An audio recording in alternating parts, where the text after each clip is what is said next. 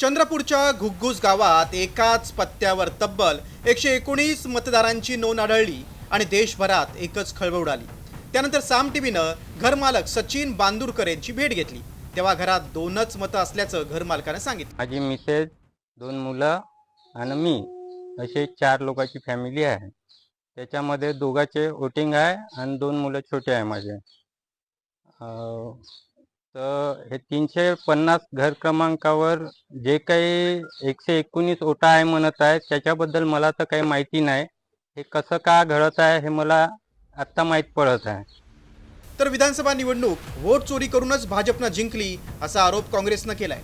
आने वाले विधानसभा जो इलेक्शन हुआ उस इलेक्शन में इसी तरह के मत का हेराफेरी करके भाजपा ने जीती, ऐसा हमारा स्पष्ट बोलना है। तर या यादीतील सत्यवती डाकूर यांचा आम्ही शोध घेतला, त्यावेळी त्या लुंगिनी नगरमध्ये राहत असून आपलं नाव घर क्रमांक 350 वर कसं गेलं याबाबत आपल्याला काहीच माहिती नसल्याचं त्यांनी सांगितलं।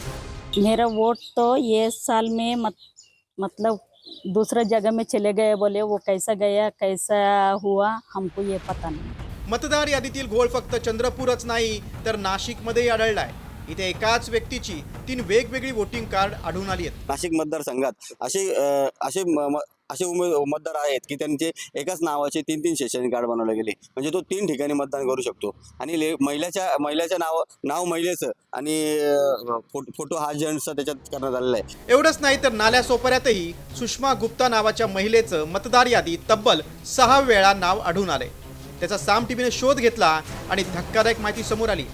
या ठिकाणी लोकसंख्या देखील तेवढ्याच मोठ्या प्रमाणात आहे। मावशी काय सांगाल, एक सुषमा गुप्ता नावाची महिला जी आहे तिचं 5-6 वेळा एक मतदार यादीमध्ये नाव आलंय, ही महिला आहे, ती हिला ओळखता का? नाही मावशी तुम्ही कधी पाहिलं हिला, या महिलेला पाहिलंय का? यावर प्रशासनानं मात्र मतदार नोंदणी करताना अनेक वेळा अर्ज केल्यानं यादीत 6 वेळा नाव आल्याची सारवासारव केली आहे। आता ही बाब निदर्शनास आल्यानंतर त्यांच्या ह्याची पडताळणी केलेली आहे आणि विहित पद्धतीने फॉर्म 7 जो असतो नाव वगळण्याचा तो त्यांच्याकडून भरून घेतलेला आहे आणि त्याच्यानुसार पुढची कारवाई आम्ही करत आहोत। बाकीची जी नावं आहेत 5 ती नावं रद्द करण्याची किंवा वगळण्याची जी कारवाई आहे ती कारवाई संबंधित जे मतदार नोंदणी अधिकारी आहेत ते करत आहेत। राहुल गांधींच्या आरोपानंतर निवडणूक आयोग अधिकच उघडं पडत चाललंय, त्यामुळे निवडणूक आयोगाच्या विश्वासार्हतेला तडे जात असताना आयोग आपली इब्रत वाचवण्यासाठी नेमके काय उपाय शोधणार, याबरोबरच निवडणूक आयोग बोगस मतदार नोंदणीकडे दुर्लक्ष करणाऱ्या अधिकाऱ्यांना जबाबदार धरून त्यांच्यावर कारवाई करणार का, याकडे राज्याचं लक्ष लागलंय। संजय तुमराम आणि मनोज तांबेसह ब्युरो रिपोर्ट, साम टीव्ही न्यूज।